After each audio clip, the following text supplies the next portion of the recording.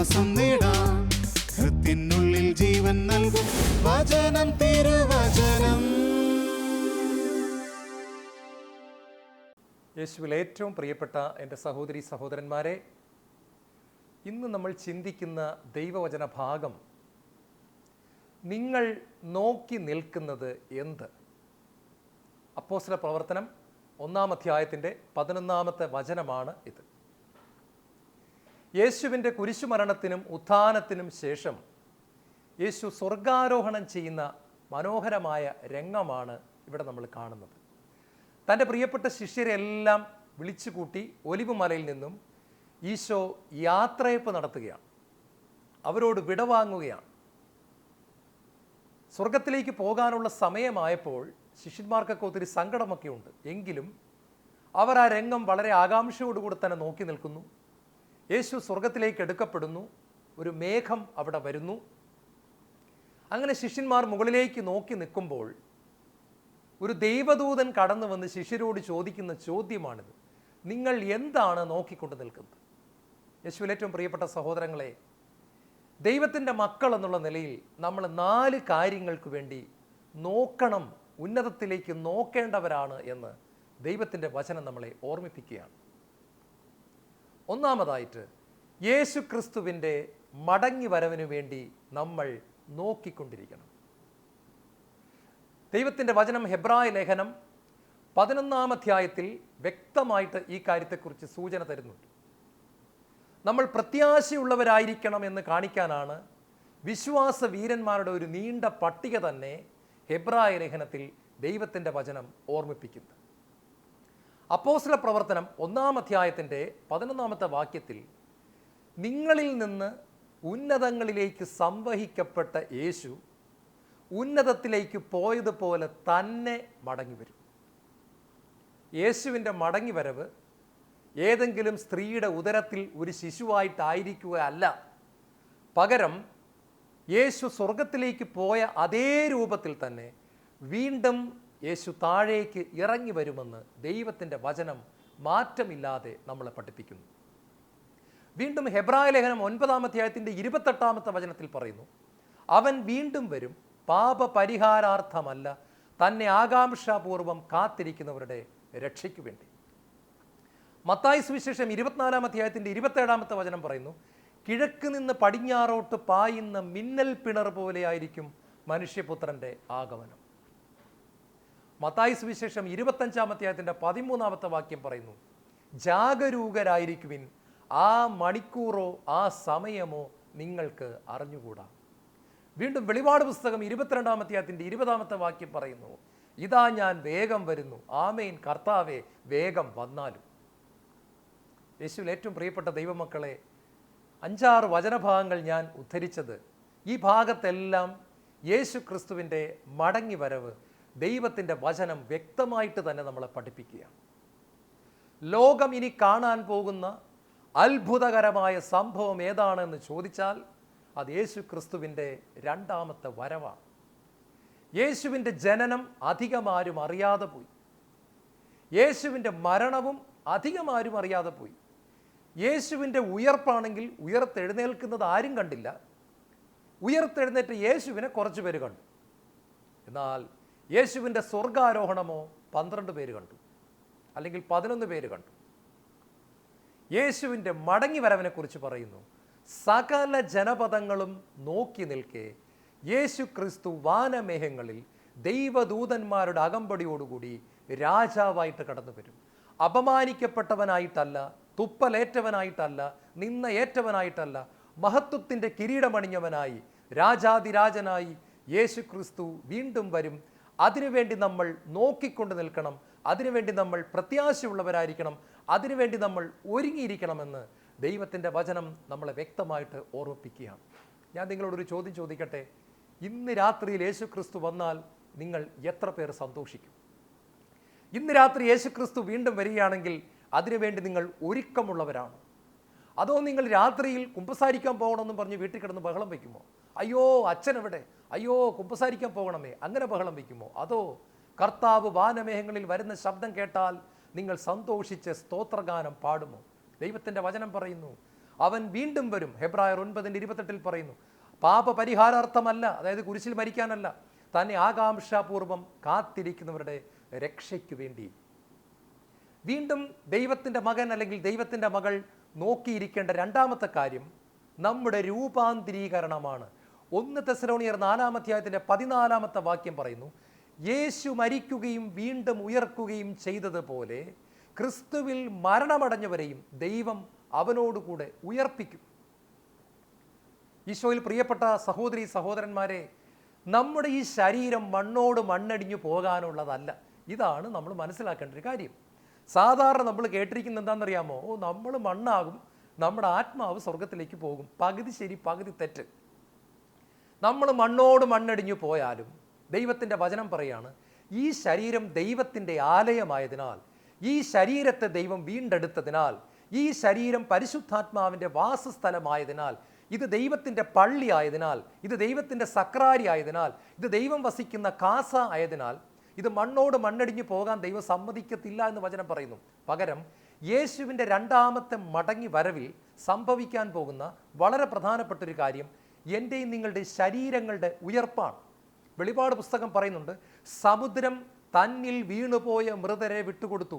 കപ്പൽ അപകടത്തിലും വിമാന അപകടത്തിലും ഈ ഒരുപാട് അപകടങ്ങളിൽ, ബോട്ട് അപകടത്തിലും വള്ളം മറിഞ്ഞുമൊക്കെ നമ്മുടെ കടലിൽ ഒരുപാട് ആളുകൾ മരിച്ചു വീണിട്ടുണ്ട്. ഇത്രയും വർഷമായിട്ട് നോക്കിയാൽ ചിലപ്പോൾ ലക്ഷക്കണക്കിന് ആൾക്കാർ തന്നെ കടലിൽ മരിച്ചു വീണിട്ടുണ്ട് പല ഭാഗത്തും.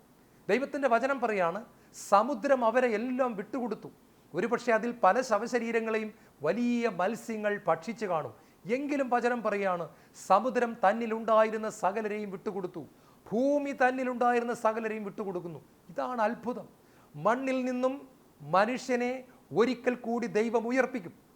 ഉൽപ്പത്തി പുസ്തകത്തിൽ മണ്ണിൽ നിന്നും മെനഞ്ഞെടുത്ത രൂപത്തിൽ നിന്നും ആദത്തെ എഴുന്നേൽപ്പിച്ചതുപോലെ കർത്താവിൻ്റെ രണ്ടാമത്തെ വരവിൽ എൻ്റെയും നിങ്ങളുടെയും ശരീരം ഉയർത്തെഴുന്നേൽക്കാനുള്ളതാണ്. അതുകൊണ്ടാണ് നിങ്ങളുടെ ശരീരത്തെ വിശുദ്ധിയിൽ സൂക്ഷിക്കണമെന്ന് ദൈവത്തിൻ്റെ വചനം നമ്മളെ ഓർപ്പിക്കുന്നത്.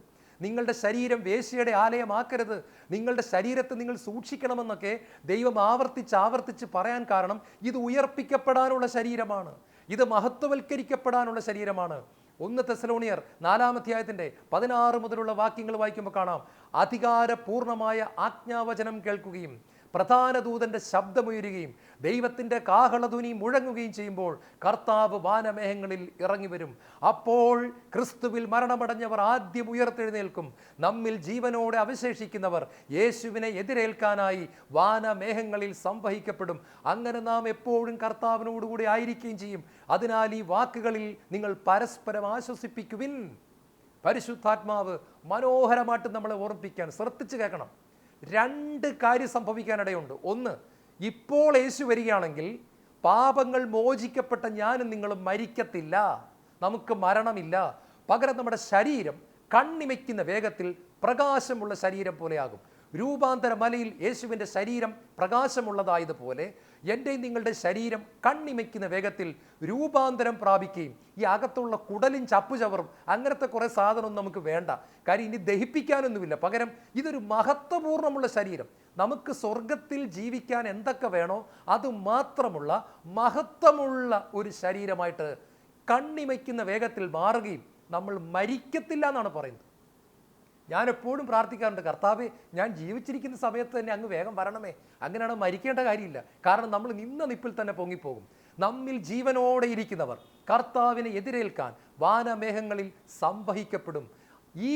എന്നിട്ട് പറയാണ്, നമ്മൾ എന്നും കർത്താവിനോടുകൂടി ആയിരിക്കും.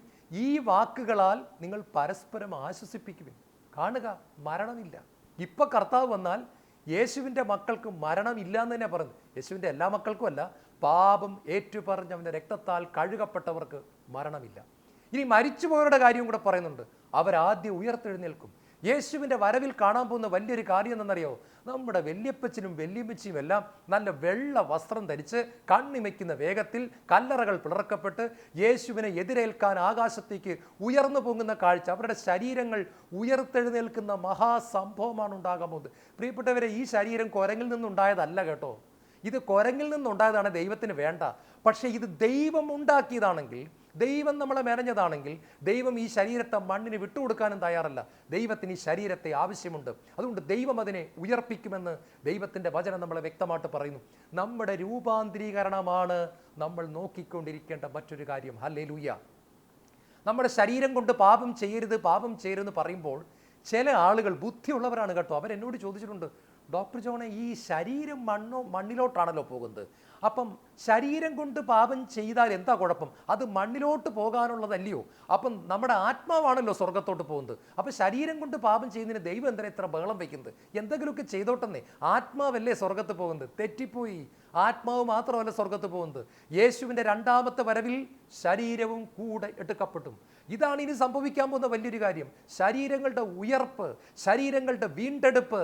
ഓർത്തോണം, യേശു ക്രിസ്തുവിൻ്റെ കുരിശുമരണത്തിൽ നമ്മുടെ ശരീരങ്ങൾ വീണ്ടെടുക്കപ്പെട്ടെങ്കിലും ഇപ്പോഴും അതിൻ്റെ പൂർണ്ണത വന്നിട്ടില്ല. അതാണ് ഇനി സംഭവിക്കാൻ പോകുന്ന കാര്യം. നമ്മളുടെ ശരീരങ്ങളുടെ വീണ്ടെടുപ്പ് സംഭവിക്കേണ്ടതായിട്ടുണ്ട്, മഹത്വമുള്ളതായി തീരേണ്ടതായിട്ടുണ്ട്. അതിനുവേണ്ടി നമ്മൾ ഒരുക്കമുള്ളവരായിരിക്കണമെന്ന് ദൈവം നമ്മളെ ഓർമ്മിപ്പിക്കുന്നു. മൂന്നാമതായിട്ട് ഒരു സ്വർഗീയ നഗരത്തിനു വേണ്ടി നമ്മൾ നോക്കിക്കൊണ്ടിരിക്കണം. 2 പത്രോസ് 3-ാം അധ്യായത്തിൻ്റെ 13-ാമത്തെ വചനം പറയുന്നു, നീതി നിവസിക്കുന്ന പുതിയ ആകാശവും പുതിയ ഭൂമിയും അവിടുത്തെ വാഗ്ദാന പ്രകാരം നാം കാത്തിരിക്കുന്നു. നീതി നിവസിക്കുന്ന പുതിയ ആകാശവും പുതിയ ഭൂമിയും കർത്താവ് നമുക്ക് വാഗ്ദാനം ചെയ്തിട്ടുണ്ട്. അതിനുവേണ്ടി നമ്മൾ കാത്തിരിക്കണമെന്ന് വചനം പറയുന്നു. ഇത് അബ്രഹാം കാത്തിരുന്നു. നമ്മുടെ പൂർവ്വപിതാവായ അബ്രഹാമിന് അറിയാമായിരുന്നു ഇങ്ങനെ ഒരു നഗരമുണ്ട്. അതുകൊണ്ടാണ് ശരിക്കും അദ്ദേഹം ഭൂമിയിൽ വീട് വച്ചില്ല. ഭൂമിയിൽ അദ്ദേഹത്തിന് വീട് വയ്ക്കാമായിരുന്നു, വലിയ സമ്പന്നനായിരുന്നു. പക്ഷെ അദ്ദേഹം ഭൂമിയിൽ കൊട്ടാരം ഉണ്ടാക്കിയില്ല. അദ്ദേഹം കൂടാരവാസിയായിട്ട് തന്നെ ജീവിച്ചു. ഒരു സ്ഥലത്ത് നിന്ന് അടുത്ത സ്ഥലത്ത് പോകുമ്പോൾ ഒരു കൂടാരം അടിക്കും, വീണ്ടും ആ കൂടാരം പൊളിച്ചു മാറ്റും, അടുത്ത സ്ഥലത്ത് ചെല്ലുമ്പോൾ വീണ്ടും കൂടാരം അടിക്കും. ഇതിനെപ്പറ്റി ഹെബ്രായ ലേഖനം 11-ാം അധ്യായത്തിൻ്റെ 10-ാമത്തെ വചനം പറയുന്നു, ദൈവം സംവിധാനം ചെയ്തതും നിർമ്മിച്ചതും അടിസ്ഥാനമുറപ്പിച്ചതുമായ ഒരു നഗരത്തെ അവൻ പ്രത്യാശയോടെ കാത്തിരുന്നു. ഇത് അബ്രഹാമിനെ പറ്റി പറയുന്ന, ഈ പണ്ട് സിനിമയ്ക്കൊക്കെ ഇങ്ങനെ കഥ എഴുതുമ്പോൾ പറയാറുണ്ട്, നിർമ്മാണം ഇന്നയാൾ, സംവിധാനം ഇന്നയാൾ, തിരക്കഥ ഇന്നയാളെന്നൊക്കെ പറയുന്നത് പോലെ, അതുപോലത്തെ ഒരു വചനം ഇവിടെ ഉപയോഗിച്ചിരിക്കുകയാണ് പരിശുദ്ധാത്മാവ്. ദൈവം സംവിധാനം ചെയ്തതും നിർമ്മിച്ചതും അടിസ്ഥാനമുറപ്പിച്ചതുമായ ഒരു നഗരത്തെ അബ്രഹാം പ്രത്യാശയോടെ നോക്കിക്കൊണ്ടിരുന്നു. അബ്രഹാമിന് അറിയാമായിരുന്നു അത് ദൈവം സംവിധാനം ചെയ്തതിനാൽ മനോഹരമായിരിക്കും, ദൈവം നിർമ്മിച്ചതിനാൽ അത് ബ്യൂട്ടിഫുൾ ആയിരിക്കും, ദൈവം നിർമ്മിച്ചതിനാൽ അത് ഗ്ലോറിയസ് ആയിരിക്കും, അത് മഹത്വമുള്ളതായിരിക്കും. പ്രിയപ്പെട്ടവരെ, പത്മോസിൻ്റെ ദ്വീപിൽ ഒറ്റപ്പെട്ടു പോയ യോഹന്നാൻ, 11 അപ്പോസ്തലന്മാരും മരിച്ചു. നിങ്ങൾക്കറിയാം, യൂദാസ് ആത്മഹത്യ ചെയ്തു. അങ്ങനെ തൻ്റെ വാർദ്ധക്യത്തിൽ പത്മോസിലിരിക്കുന്ന യോഹന്നാന് വെളിപാട് പുസ്തകം എഴുതാനുള്ള ദർശനമുണ്ടാകുന്ന സമയത്ത് ഈ നഗരത്തെ യോഹന്നാന് ദൈവം കാണിച്ചു കൊടുക്കുന്നുണ്ട്. വെളിപാട് പുസ്തകം 21-ാം അധ്യായത്തിൻ്റെ 1-ാമത്തെ വാക്യത്തെ നമ്മൾ കാണുകയാണ്, ഇതാ ഒരു പുതിയ ആകാശവും പുതിയ ഭൂമിയും ഞാൻ കണ്ടു. യോഹന്നാനത് ദർശനത്തിൽ കാണിച്ചു കൊടുക്കുകയാണ്. കർത്താവ് പറയും, യോഹന്നാനെ നീ ഭയപ്പെടേണ്ട, നീ തിളച്ച എണ്ണയിൽ കിടന്ന് വെന്തനയോർത്ത് കരയണ്ട, നീ വരാൻ പോകുന്ന സ്ഥലം ഞാൻ നിനക്ക് കാണിച്ചു തരാം. ഇതാ ഒരു പുതിയ ആകാശവും പുതിയ ഭൂമിയും ഞാൻ കണ്ടു, മഹത്വത്തിൻ്റെ ആ പട്ടണം ഞാൻ കണ്ടു, മഹത്വമുള്ള നഗരം ഞാൻ കണ്ടു എന്ന് യോഹന്നാൻ പറയാം. യോഹന്നാന്റെ സുവിശേഷം 14-ാം അധ്യായം 1 മുതൽ വായിക്കുമ്പോൾ യേശു ഇതിനെപ്പറ്റി പറയുന്നുണ്ട്, നിങ്ങളുടെ ഹൃദയം അസ്വസ്ഥമാകേണ്ട, ദൈവത്തിൽ വിശ്വസിക്കുവിൻ, എന്നിലും വിശ്വസിക്കുവിൻ. എൻ്റെ പിതാവിൻ്റെ ഭവനത്തിൽ അനേക വാസസ്ഥലങ്ങളുണ്ട്, ഇല്ലായിരുന്നെങ്കിൽ ഞാൻ പോയി നിങ്ങൾക്ക് സ്ഥലമൊരുക്കി നിങ്ങളെ കൂട്ടിക്കൊണ്ടു പോകുമെന്ന് ഞാൻ പറയുമായിരുന്നോ? കർത്താവ് ചോദിക്കുകയാണ്. നിങ്ങൾ അസ്വസ്ഥരാകരുത്, പിതാവിൻ്റെ ഭവനത്തിൽ അനേക വാസസ്ഥലങ്ങൾ ഉണ്ട്. പ്രിയപ്പെട്ടവരെ, നമ്മൾ മനസ്സിലാക്കണം, മനുഷ്യ ജീവിതം പട്ടിയും പൂച്ചയും ജീവിക്കുന്നത് പോലെ ജീവിച്ച് തീർക്കാനുള്ളതല്ല. മനുഷ്യന് ദൈവം ഇത്രമാത്രം കഴിവുകളും ബുദ്ധിയും അറിവും ശക്തിയും ജ്ഞാനവും ഒക്കെ കൊടുത്തു. നിങ്ങൾ നോക്കുക, നിങ്ങൾ ഈ കാക്കയെ നോക്കിയിട്ടുണ്ടോ? നിങ്ങളുടെ 1-ാം ക്ലാസ്സിൽ പഠിക്കുന്ന സമയത്ത് നിങ്ങൾ കാക്ക കൂടുണ്ടാക്കുന്നത് കണ്ടിട്ടുണ്ടോ? ഉണ്ട്. ഇപ്പം നിങ്ങൾക്ക് 50 വയസ്സായോ അത് 40 വയസ്സായോ? ഇപ്പോൾ കാക്ക കൂടുണ്ടാക്കുന്നത് എങ്ങനെയാണ്? ഈ 1-ാം ക്ലാസ്സിൽ കൂടുണ്ടാക്കിയത് പോലെയാണോ, അതോ ഇപ്പം കാക്കയുടെ കൂടുണ്ടാക്കുന്നതിന് എന്തെങ്കിലും മാറ്റം വന്നിട്ടുണ്ടോ? കാക്ക കൂടുണ്ടാക്കുന്ന കണ്ട് അറിയാം, ഒരു മാറ്റവും വന്നിട്ടില്ല. കാക്ക 1000 വർഷങ്ങൾക്ക് മുമ്പ് കൂടുണ്ടാക്കുന്ന പോലെ തന്നെയാണ് കാക്ക 1000 വർഷം കഴിഞ്ഞിട്ടും കൂടുണ്ടാക്കുന്നത്. 1015 കൂടുണ്ടാക്കിയ പോലെ തന്നെയാണ് 2015 കൂടുണ്ടാക്കുന്നത്. എന്നാൽ മനുഷ്യനോ? ഇതാണ് വ്യത്യാസം. മനുഷ്യനെ നോക്കുക, ഇനി ഏത് മൃഗത്തെയും നിങ്ങൾ നോക്കുക, മൃഗങ്ങൾക്കൊന്നും ഒരു മാറ്റവും ഇല്ല. നിങ്ങൾ എത്ര കൊല്ലം മുമ്പ് പട്ടി വാലാട്ടുന്ന പോലെ തന്നെ ഇപ്പോഴും വാലാട്ടുന്നു. എല്ലാം അതുപോലെ തന്നെ, ഒരു മാറ്റവും ഒന്നിനും. അതൊക്കെ അങ്ങനെ തന്നെയാണ് പോയിക്കൊണ്ടിരിക്കുന്നത്. അതിൻ്റെ ജീവിതം, അതിൻ്റെ ഭക്ഷണം, അതിൻ്റെ ഇണചേരൽ, അതൊക്കെ അങ്ങനെ പോകുമ്പോൾ മനുഷ്യന് മാത്രം എല്ലായിടത്തും അപരിമേയമായ ഒരു വളർച്ച, അപരിമേയമായ ഒരു ഗ്രോത്ത്. ഇന്നൊരു കൊച്ചു മൊബൈൽ ഫോണിൻ്റെ അകത്ത് ലോകം കൈക്കുമ്പിളിലാണ്. അമേരിക്കയിൽ ഇരിക്കുന്ന ഒരാളിനെ വിളിക്കണമെങ്കിൽ ഇവിടെ ഇരുന്നുണ്ട്. നമ്മൾ ഈ കേരളത്തിൻ്റെ കട്ടപ്പന മലമോളിൽ നിന്ന് വിളിച്ചാലും അമേരിക്കയിൽ ഇരിക്കുന്ന ആൾ ഹലോ പറയും. പണ്ടൊക്കെ ഒരു എഴുത്ത് അമേരിക്കയിലോട്ട് വിടണമെങ്കിൽ, ഞാനൊക്കെ 2ാം ക്ലാസ്സിൽ പഠിക്കുമ്പോൾ ഒരു കത്ത് പോസ്റ്റ് ചെയ്താൽ 1 മാസം കഴിഞ്ഞാലേ അമേരിക്ക കിട്ടത്തുള്ളൂ. സിംഗപ്പൂറേക്ക് കത്ത് അയക്കണമെങ്കിൽ 25 ദിവസം കഴിയണം. ഇപ്പോൾ ഒരു ഇമെയിലിൽ കൂടി ഇപ്പോൾ ഞാൻ അമേരിക്കയ്ക്ക് ഒരു കത്തയച്ചാൽ 2 സെക്കൻഡുകൾക്കകം അമേരിക്കയിൽ ഇരിക്കുന്ന ആളിൻ്റെ ടെലഫോണിൽ ആ കത്ത് ചെല്ലുകയാണ്. 2 പേജുള്ള കത്ത് വരെ ചെല്ലുകയാണ്. പ്രിയപ്പെട്ടവരെ, മനുഷ്യൻ ഒരുപാട് വളർന്നു. ഡാനിയേൽ പ്രവാചകന്റെ പുസ്തകത്തിൽ ദൈവം ഇത് പ്രവചിക്കുന്നുണ്ട്. ഡാനിയേലിന് ദൈവം ഇത് പറഞ്ഞു കൊടുക്കുന്നുണ്ട്. അവസാന നാളുകളിൽ മനുഷ്യന്റെ വിജ്ഞാനം വർദ്ധിക്കും. അവസാന നാളുകളിൽ മനുഷ്യന്റെ വിജ്ഞാനം വർദ്ധിച്ച് കുതിച്ചുയരുമെന്നുള്ളൊരു പ്രവചനം ദൈവം കൊടുത്തിട്ടുണ്ട്. സത്യത്തിൽ ഇത് അവസാന നാളുകളുടെ ഒരു അടയാളവും കൂടെയാണ്. കാരണം ഇനി എന്താണ് കണ്ടുപിടിക്കേണ്ടതെന്നറിയാത്ത വിധത്തിൽ അതുപോലെ വേഗത്തിലാണ് ഓരോ ദിവസവും ഓരോ കണ്ടുപിടുത്തങ്ങൾ വന്നുകൊണ്ടിരിക്കുന്നത്. നിങ്ങളൊരു കാര്യം കേട്ടായിരുന്നോ? ചന്ദ്രനിൽ സ്ഥലമെടുക്കാനും ഫ്ലാറ്റ് വയ്ക്കാനും വേണ്ടി 5 ലക്ഷം പേരാണ് അമേരിക്കയിൽ ആപ്ലിക്കേഷൻ കൊടുത്തിരിക്കുന്നത്. കൂട്ടത്തിൽ 24 മലയാളികളും ഉണ്ടെന്ന് കേൾക്കുന്നു. നിങ്ങൾക്ക് വിശ്വസിക്കാൻ പറ്റുന്നുണ്ടോ? ഭൂമി എങ്ങാനും കത്തിപ്പോയാൽ, ഇവിടെ ഒരു ആറ്റം ബോംബ് വീണാൽ, റോക്കറ്റിൽ കയറി ചന്ദ്രനിൽ പോയി ഫ്ലാറ്റ് ഉണ്ടാക്കാനും അതിൽ താമസിക്കാനും വേണ്ടി 5 ലക്ഷം ആളുകളാണ് ആപ്ലിക്കേഷൻ കൊടുത്തിരിക്കുന്നത്. സമ്പന്നരാണ്. കൂട്ടത്തിൽ 24 മലയാളികളും ഉണ്ടെന്ന് വാർത്ത കേൾക്കുന്നു. പ്രിയപ്പെട്ട സഹോദരങ്ങളെ, മനുഷ്യൻ എവിടം വരെ പോയെന്ന് ചിന്തിക്കുക. ഇതിൻ്റെ എല്ലാം ഒടുവിൽ ദൈവം നമ്മളെ സ്നേഹത്തോടുകൂടെ വിളിക്കുകയാണ്. സ്വർഗീയ നഗരത്തെ നാം തൃക്കൺ പാർക്കണം. സ്വർഗീയ നഗരത്തെ നാം നോക്കിക്കൊണ്ടിരിക്കണം. നിങ്ങൾക്കൊരു കാര്യം അറിയാമോ? കല്ലുകൾ ഓരോന്നായി സ്റ്റെഫാനോസിൻ്റെ പുറത്ത് വീഴുകയാണ്. വേദനയാൽ പിടയുകയാണ്. ഈ സമയത്ത് സ്റ്റെഫാനോസ് ചിരിക്കുകയാണ്. ആൾക്കാർ നോക്കി, എന്താ അവൻ ചിരിക്കാൻ കാര്യം? അവൻ്റെ മുഖം ദൈവദൂതൻ്റെ മുഖം പോലെ ശോഭിച്ചു. കാരണം അവൻ സ്വർഗത്തെ നോക്കിക്കണ്ടു. യേശു എഴുന്നേറ്റ് നിൽക്കുന്നത് അവൻ കണ്ടു. സ്വർഗത്തിൻ്റെ മഹത്വം അവൻ കണ്ടു. പ്രിയപ്പെട്ടവരെ, നമ്മുടെ ജീവിതം മാറണമെന്ന് ദൈവം ആഗ്രഹിക്കുന്നു. വചനം തിരുവചന ശുശ്രൂഷയിൽ എൻ്റെ കണ്ണുകൾ സ്വർഗത്തിലേക്ക് ഉയരട്ടെ. 4-മതായി, സകലതും യേശു ക്രിസ്തുവിൻ്റെ കർത്തൃത്വത്തിന് കീഴിലാകുന്ന ദിവസത്തിന് വേണ്ടി നിങ്ങൾ കാത്തിരിക്കണമെന്ന് ദൈവത്തിൻ്റെ വചനം നമ്മളെ ഓർമ്മിപ്പിക്കുന്നു. ഹെബ്രായ ലേഖനം 10-ാം അധ്യായത്തിൻ്റെ 13-ാമത്തെ വാക്യത്തിൽ പറയുന്നു, സകല ശത്രുക്കളെയും തൻ്റെ പാദപീഠമാക്കുവോളം അവൻ കാത്തിരിക്കുന്നു. പ്രിയപ്പെട്ടവരെ, ഈ വചനത്തിന് ആഴമേറിയ അർത്ഥമുണ്ട്. 2 മണിക്കൂർ പ്രസംഗിച്ചാലും തീരാത്ത അർത്ഥമുണ്ട്. എങ്കിലും ഒരു കുഞ്ഞു വാക്കിൽ മാത്രം ഞാൻ പറയാൻ ആഗ്രഹിക്കുക. സകല മുട്ടുകളും യേശു ക്രിസ്തുവിൻ്റെ മുമ്പിൽ മടങ്ങുക തന്നെ ചെയ്യുമെന്ന് ദൈവത്തിൻ്റെ വചനം ഒരു പ്രവചനം പറയുന്നുണ്ട്. അതായത് ഫിലിപ്പിയ ലേഖനം 3-ാം അധ്യായത്തിൻ്റെ 9 മുതൽ വായിക്കുമ്പോൾ നമുക്ക് കാണാം, ദൈവം അവനെ അത്യധികം ഉയർത്തി എല്ലാ നാമങ്ങൾക്കും മേലായ നാമം നൽകുകയും ചെയ്തു. ഇത് യേശു ക്രിസ്തുവിൻ്റെ നാമത്തിന് മുമ്പിൽ സ്വർഗത്തിലും ഭൂമിയിലും പാതാളത്തിലുമുള്ള എല്ലാവരും മുട്ടുകൾ മടക്കുന്നതിനും യേശു കർത്താവാണെന്ന് എല്ലാ നാവുകളും ഏറ്റു പറയുന്നതിനും വേണ്ടിയിട്ടാണ്. നിങ്ങൾ ഓർക്കണം, നിരീശ്വരവാദികൾ ഒരു ദിവസം യേശു ക്രിസ്തുവിൻ്റെ മുമ്പിൽ മുട്ടുമടക്കുക തന്നെ ചെയ്യും. ദൈവത്തെ തെറി വിളിക്കുന്നവർ യേശു ക്രിസ്തുവിൻ്റെ മുമ്പിൽ മുട്ടുമടക്കുക തന്നെ ചെയ്യും. യേശുവിനെ കുരിശിൽ തറച്ചവർ യേശു ക്രിസ്തുവിൻ്റെ മുമ്പിൽ മുട്ടുമടക്കുക തന്നെ ചെയ്യും. യേശുവിനെ തെറി വിളിക്കുന്നവർ യേശു ക്രിസ്തുവിൻ്റെ മുമ്പിൽ മുട്ടുമടക്കുക തന്നെ ചെയ്യും. യേശുവിൻ്റെ സുവിശേഷത്തെ എതിർക്കുന്നവർ യേശു ക്രിസ്തുവിൻ്റെ മുമ്പിൽ ഒരു ദിവസം, ഇന്നല്ല നാളെയല്ല, നമുക്കറിയത്തില്ല, അങ്ങനൊരു ദിവസമുണ്ട്. ദൈവം കാത്തിരിക്കുകയാണ് ദിവസം. Every knee shall bow and every tongue will confess that Jesus Christ is Lord.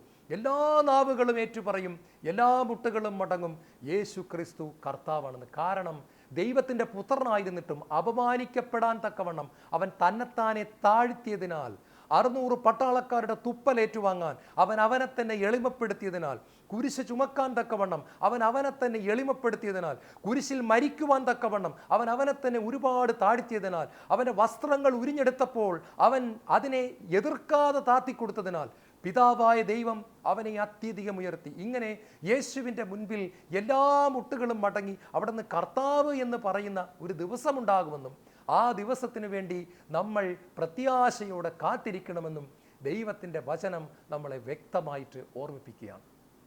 പ്രിയപ്പെട്ട സഹോദരങ്ങളെ, നിങ്ങൾക്കൊരു കാര്യം അറിയാമോ? സഭയുടെ ചരിത്രം വായിച്ചാൽ കരച്ചിലും സങ്കടവും ഒരുപോലെ നമുക്ക് വരും. കാരണം ആദിമ സഭയുടെ ചരിത്രം വായിക്കുമ്പോൾ നമുക്ക് അത്ഭുതമാണ്. കാരണം സിംഹങ്ങളെ അനേക ദിവസങ്ങൾ ആഹാരം കൊടുക്കാതെ ഇട്ടതിന് ശേഷം കൂട് തുറന്നങ്ങ് വിടുകയാണ്. കൂട് തുറന്ന് യന്ത്രം വെച്ച് കൂട് തുറന്ന് വിടുമ്പോൾ സിംഹങ്ങൾ ഈ മനുഷ്യനെ, ക്രിസ്ത്യാനികളാണ് സിംഹങ്ങളുടെ ഇര. അപ്പോൾ സിംഹത്തിൻ്റെ കൂടി സർക്കസുകാരുടെ കൂടാരം തുറന്നു വിടുന്ന പോലെ തുറന്നു വിടും. ഇതിൻ്റെ മുമ്പിലേക്ക് കൊണ്ടുവന്ന് നൂറുകണക്കിന് ആയിരക്കണക്കിന് ക്രിസ്ത്യാനികളെ നിർത്തിയിരിക്കുകയാണ്, യേശുവിൽ വിശ്വസിക്കുന്നവരെ നിർത്തിയിരിക്കുക. എന്നിട്ട് നീറോ ചക്രവർത്തി വന്ന് വലിയൊരു സിംഹാസനത്തിലിരുന്ന് ഈ രംഗം കാണുകയാണ്. എന്താ സംഭവിക്കുന്നറിയാൻ നിങ്ങൾക്കറിയാമോ എന്താ സംഭവിച്ചെന്ന്? സിംഹങ്ങളുടെ കൂട് തുറന്നു വിടുന്നു. സിംഹങ്ങൾ അലറി വിളിക്കുമ്പോൾ ക്രിസ്ത്യാനികൾ ഒന്നടങ്കം ഹാലേലൂയ പാടുകയാണ്, ഡോക്സോളജി പാടുകയാണ്, ആരാധനാ ഗീതം ഉയർത്തുകയാണ്. Praise the Lord, praise the Lord, praise the Lord എന്ന് പറയുന്നു. സിംഹങ്ങൾ കടന്നു വരുന്നു, വലിച്ചു പറിക്കുന്നു, കൈ കടിച്ചു തിന്നുന്നു, കാല് കടിച്ചു തിന്നുന്നു, ഉടല് കടിച്ചു തിന്നുന്നു, കുടല് പറിച്ചെടുക്കുന്നു, കരൾ പറിച്ചു തിന്നുന്നു, ഹൃദയം പറിച്ചു തിന്നുന്നു. പ്രിയപ്പെട്ടവരെ, നിങ്ങൾ ഓർക്കണം, ആയിരക്കണക്കിന് ആളുകളെ കൊന്നൊടുക്കി. എന്നിട്ട് അവസാനം നീറോ ചക്രവർത്തി ഒരു കാര്യം പറയുന്നുണ്ട്, ഇവരുടെ ഒന്ന് ശവം അടക്കുന്നതിന് മുമ്പ് എനിക്കിവരുടെ മുഖമൊന്ന് കാണണം. ഭയന്ന് വിറച്ചിരിക്കുന്ന, സിംഹത്തെ കണ്ട് ഭയന്ന് വിറച്ചിരിക്കുന്ന ഇവരുടെ മുഖമൊന്ന് കാണണം, എന്നിട്ടേ ഇവരുടെയൊക്കെ ശവം അടക്കാവുള്ളൂ എന്ന് റോമിൻ്റെ സർവാധിപനായ നീറോ ചക്രവർത്തി പറയുന്നുണ്ട്. അദ്ദേഹം കുതിരവണ്ടിയിൽ രഥത്തിൽ കയറി മരിച്ചുപോയ ദൈവമക്കളുടെ മുഖം കണ്ട് ആനന്ദിക്കാൻ വന്നപ്പോൾ അദ്ദേഹം താഴെ വന്ന് ഷൂസ് ഇട്ട് ഓരോ ദൈവ പൈതലുടെയും മുഖത്ത് അടിച്ചിട്ട് മുഖമൊന്ന് കാണാൻ നോക്കുമ്പോൾ അദ്ദേഹം കണ്ട ഒരു കാഴ്ചയുണ്ട്. സർവ്വമുഖങ്ങളും പുഞ്ചിരിച്ചു കൊണ്ടിരിക്കുകയാണ്. എല്ലാ മുഖങ്ങളിലും, ഒരു മുഖത്തിന് കണ്ണില്ല, ഒരു മുഖത്തിന് മൂക്കില്ല, ഒരാൾക്ക് ചെവിയില്ല, ഒരാളുടെ മുഖത്തിൻ്റെ പകുതി ഭാഗമില്ല. സിംഹം കടിച്ചു പറിച്ചു. പക്ഷെ ബാക്കിയുള്ള ഭാഗത്തെല്ലാം സ്വർഗീയ സന്തോഷമാണ്. ചുണ്ടും വായും കാണാവുന്നവരെ എല്ലാം ശ്രദ്ധിച്ചു. സകലരും പുഞ്ചിരിച്ചു കൊണ്ടിരിക്കുകയാണ്. ഒരാളുടെ മുഖത്ത് പോലും ഭയമില്ല. കൊച്ചു കുഞ്ഞുങ്ങൾ പുഞ്ചിരിച്ചു കിടക്കുന്ന ശവം, സ്ത്രീകൾ ചിരിച്ചുകൊണ്ട് കിടക്കുന്നു, പുരുഷന്മാർ പുഞ്ചിരിച്ചുകൊണ്ട് കിടക്കുന്നു. എല്ലാവരുടെയും മുഖത്ത് സന്തോഷമാണ്. അദ്ദേഹം ഒടുവിൽ തൻ്റെ മുടി വലിച്ചു പറിച്ചു. ഒരു ഭ്രാന്തനെ പോലെ അലറിക്കൊണ്ട് അദ്ദേഹം പട്ടാള കമാൻഡറിനോട്, സൈന്യാധിപനോട് ചോദിക്കുന്നുണ്ട്, ഈ ക്രിസ്ത്യാനികൾക്ക് ഭ്രാന്താണോ? മരണത്തിൻ്റെ മുഖത്ത് നോക്കി പുഞ്ചിരിക്കാൻ അവർക്ക് എങ്ങനെ കഴിയുന്നു? സിംഹം അലറിക്കൊണ്ട് വരുമ്പോൾ ചിരിച്ചു കൊണ്ടിരിക്കാൻ അവർക്ക് എങ്ങനെ കഴിയുന്നു? മരിച്ചു കിടക്കുന്ന അവരുടെ ശവങ്ങൾ പുഞ്ചിരിക്കാൻ കാരണം എന്താണ് ക്യാപ്റ്റൻ, കമാൻഡർ, നിങ്ങൾ ഉത്തരം പറയണം. അദ്ദേഹം വിറച്ചുകൊണ്ട് പറഞ്ഞു, രാജാവേ, അവർ സ്വർഗത്തെ ദർശിച്ചവരാണ്. രാജാവേ, അവർ ദൈവത്തെ കണ്ടവരാണ്. രാജാവേ, അവർ പ്രത്യാശയുള്ളവരാണ്. രാജാവേ, അവരുടെ പേരുകൾ സ്വർഗത്ത് എഴുതപ്പെട്ടിരുന്നതാണ്. രാജാവേ, അവരുടെ ഉള്ളിൽ നിത്യജീവൻ ഉണ്ടായിരുന്നു. രാജാവേ, അവർ വെറും സാധാരണ മനുഷ്യരല്ല, ഒരു ദൈവമക്കളാണ്. ദൈവത്തിന്റെ അഭിഷേകം നിറഞ്ഞവരാണ്, ദൈവത്തിന്റെ ശക്തി നിറഞ്ഞവരാണ്. ഇത് ചരിത്രത്തിൽ രേഖപ്പെടുത്തിയിരിക്കുന്നു. നീറോ ഭ്രാന്തനെ പോലെ ആയെന്നാണ് പറയുന്നത്. മരണത്തിലും പുഞ്ചിരിച്ച ക്രിസ്ത്യാനിയെ കണ്ട് നീറോ തകർന്നു പോയി. ഇവരുടെ മുഖം കണ്ട് ആനന്ദിക്കാൻ വന്ന നീറോയ്ക്ക് തലയ്ക്ക് അടികിട്ടിയവനെ പോലെ അദ്ദേഹം തിരിച്ച് തൻ്റെ രഥത്തിൽ പോവുകയാണ്. മരണത്തിലും അവർ തന്നെ തോൽപ്പിച്ചു കളഞ്ഞു. യേശുവിൽ ഏറ്റവും പ്രിയപ്പെട്ടവരെ, ദൈവം നമ്മളിന്ന് സ്നേഹത്തോടുകൂടെ വിളിക്കുക. നമ്മൾ എവിടെയാണ്? നമ്മളിന്ന് കരിസ്മാറ്റിക് ധ്യാനമൊക്കെ കൂടി ഒരു നടുവേദന മാറുമ്പോൾ പ്രൈസ് ദ ലോർഡ്, സാക്ഷ്യം, എൻ്റെ നടുവേദന, എൻ്റെ ഡിസ്ക് മാറി, അടുത്ത ആഴ്ച മുട്ടിന് വേദന വരുമ്പോൾ നമ്മുടെ പ്രൈസ് ദ ലോർഡ് പോയി. ഉടനെ നമ്മളൊരു കമൻറ്റും കൂടെ, നടുവേദന താഴോട്ടിറങ്ങി മുട്ടേ വന്നെന്നാണ് തോന്നുന്നത്. പ്രിയപ്പെട്ട സഹോദരങ്ങളെ, ഇതല്ല സഭയുടെ ചരിത്രം. സഭയുടെ ചരിത്രം തീയാണ്. സ്വർഗത്തിൽ നിന്ന് തീ ഇറങ്ങി വന്നാണ് സഭയുണ്ടായത്. സഭയ്ക്ക് ജന്മം കൊടുക്കാൻ ദൈവം അയച്ചത് ഐസ് അല്ല, വെള്ളമല്ല. It was a fire of God. ദൈവത്തിൻ്റെ അഗ്നിയാണ് ഇറങ്ങി വന്നത്. അവർ ഇരുന്ന മാളിക മുറിയിലേക്ക് സ്വർഗത്തിൽ നിറങ്ങി വന്ന തീനാളങ്ങളാണ് അവരുടെ മേൽ ഇറങ്ങി വന്ന് സഭയ്ക്ക് രൂപം കൊടുത്തത്. നമ്മൾ ജ്വലിക്കുന്നവരായി തീരണമെന്ന് ദൈവം പറയുന്നു. അഗ്നി കത്തിക്കൊണ്ടിരിക്കണം. We should be on fire. നമ്മൾ ദൈവത്തിൻ്റെ അഗ്നിയാൽ നിറയപ്പെടണം. മുകളിലേക്ക് നോക്കുന്നവരായിരിക്കണം. അവൻ വീണ്ടും വരും. അതിൻ്റെ അടയാളങ്ങൾ ലോകമെങ്ങും കണ്ടുകൊണ്ടിരിക്കുകയാണ്. ജനം ജനത്തിനെതിരായും രാജ്യം രാജ്യത്തിനെതിരായും യുദ്ധം ചെയ്യും. ക്ഷാമങ്ങളും ഭൂകമ്പങ്ങളും അഗ്നിപർവ്വതങ്ങളും പ്രകൃതി ദുരന്തങ്ങളും ഉണ്ടാകും. യേശുവിൻ്റെ അടയാളങ്ങൾ, ഒരു അടയാളം കൂടെ യേശു പറഞ്ഞു, രാജ്യത്തിൻ്റെ സുവിശേഷം ലോകമെങ്ങും പ്രഘോഷിക്കപ്പെടും. ഇന്ന് ഇൻ്റർനെറ്റ് വഴി, കമ്പ്യൂട്ടർ വഴി ലോകം മുഴുവൻ ഈ സുവിശേഷം വളരെ വേഗത്തിലെത്തിക്കൊണ്ടിരിക്കുന്നു. ലോകം മുഴുവൻ സകല സൃഷ്ടികളോടും സുവിശേഷം പ്രസംഗിക്കപ്പെടും. അതിനുശേഷം അന്ത്യം ആഗതമാകും. നിങ്ങൾ നോക്കി നിൽക്കുന്നതെന്ത്? അപ്പോസ്തല പ്രവർത്തനം 1:11. നിങ്ങൾ നിന്ന് സ്വർഗത്തിലേക്ക് സംവഹിക്കപ്പെട്ട യേശു അവൻ ഉന്നതത്തിലേക്ക് പോയതുപോലെ തന്നെ മടങ്ങി വരും. കണ്ണുകളടയ്ക്കാൻ പ്രാർത്ഥിക്കാം. ഈശോയെ, അവിടുത്തെ മടങ്ങി വരവിന് വേണ്ടി നോക്കാൻ, ഞങ്ങളുടെ രൂപാന്തരീകരണത്തിന് വേണ്ടി നോക്കാൻ, സ്വർഗീയ നഗരത്തെ നോക്കാൻ, എല്ലാം ഞങ്ങളുടെ കർത്തൃത്വത്തിലാകുന്ന ദിവസത്തിന് വേണ്ടി നോക്കാൻ ഞങ്ങൾ പഠിച്ചു. ഞങ്ങൾ ഉന്നതത്തിലേക്ക് നോക്കി നിന്നെ ആരാധിക്കുന്നവരായി തീരട്ടെ. യേശുവേ നന്ദി, യേശുവേ ആരാധന, യേശുവേ മഹത്വം.